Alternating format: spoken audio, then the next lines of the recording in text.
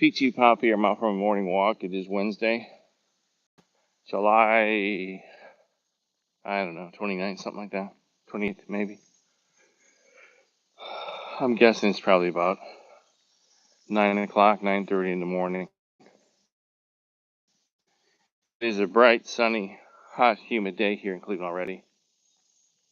And as I walk through the neighborhood, I see everybody has their lawn care specialist out in their yards. Not everybody, but a majority of the people have some type of lawn care person spraying chemicals on their grass to kill the weeds, to make the grass greener. Hey, there's a butterfly. Hey there, Monarch. How are you doing? Hi. And I noticed that every yard you walk past, you're awash in the smell of chemicals. And you know that smell, the smell of fertilizer or whatever agent they spray in their yards. And it's an odd smell. It's an unnatural smell. But everybody, including my wife is, she's hell-bent against weeds. She hates weeds. She's on a non-stop war to conquer all the weeds in our yard, so she hired a group to come and spray our yard like quarterly. And it's done amazing work in our yard.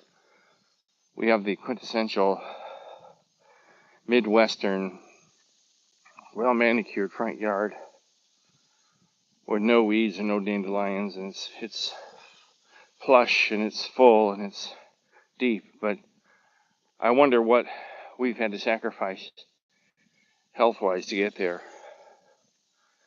And this is not to pick on my wife. Like every other house on our block has the same company. They come in, their little white truck with some type of green and orange logo and their long hoses, and they pull them out of the truck and they spray everything in God's creation. And then they put out these little red flags, and on the flags it says something like, don't let dogs or children walk in this grass for like 24 hours. I don't know what will happen. We used to have dogs, and we always made sure they didn't walk in anybody's grass that just recently had it sprayed. But what the hell?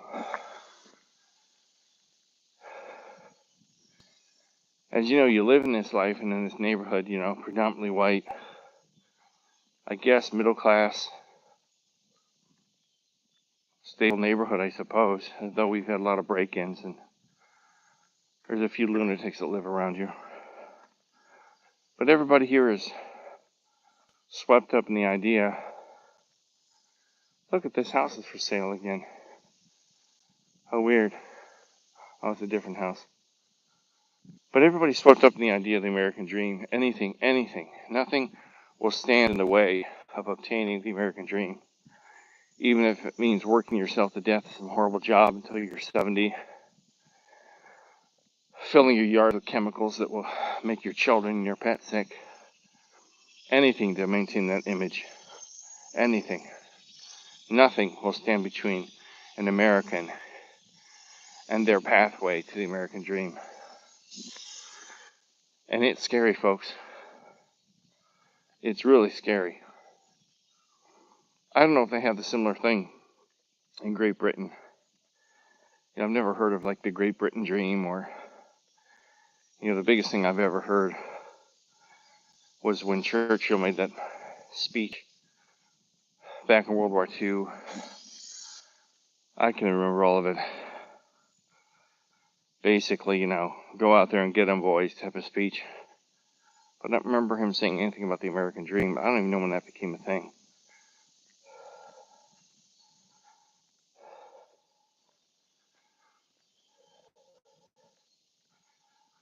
And the weather here in Ohio for July has been unseasonably hot.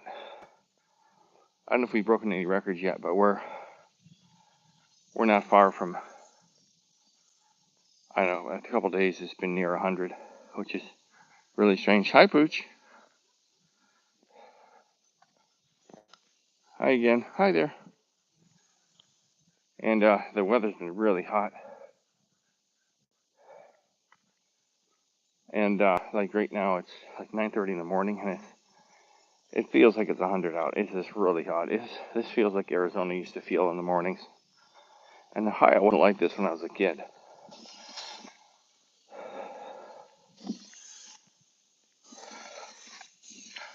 I don't know, guys. But this is it. This is the dream. I'm living the dream, I guess. We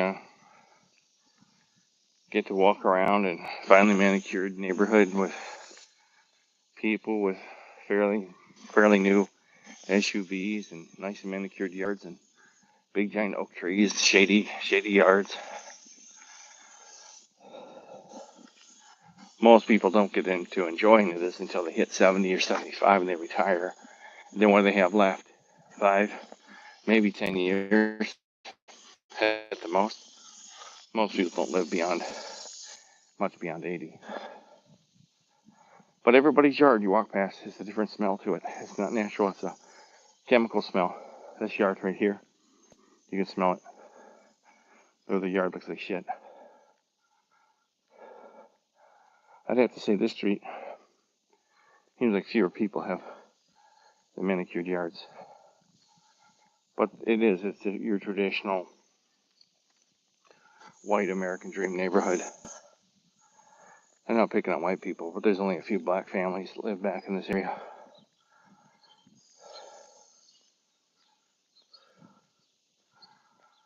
And the air is thick and heavy today. I don't know why that is. I mean, at 9 o'clock in the morning, why would it be so thick and heavy?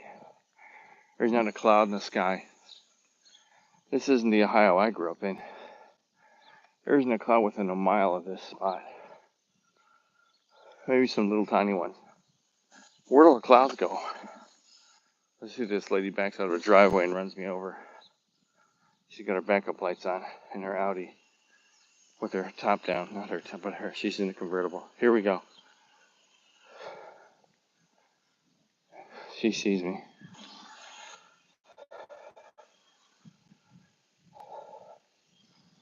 That's another thing about growing up in a white neighborhood is everybody's in such a hurry, you know? Everybody's in a hurry to go somewhere, and I'm trying to figure out where everyone's got to go in such a hurry. Pretty much everybody's doing the same thing. Run home so you can weed your garden. Run me over so you can go home and drink your Busch Light and drink your cigarette or smoke your cigarillos. That's life. That's living it up, I guess, here. Oh, they'll run you right over here in Ohio on the way to get home from work. Arizona was different. Everybody sped. It was like something you saw all the time. But out here, there's like 5 or 6 people every day to speed up and down the streets. Not the same people, but somebody decided they've got to get home to watch the ball game, or they've got to get home to watch their favorite TV show. I mean, there's nothing left to watch. The sports teams are all fixed. You can prove here in Cleveland. 2 of our pitchers are about to be sent up the river for betting on games. You can't even count on them.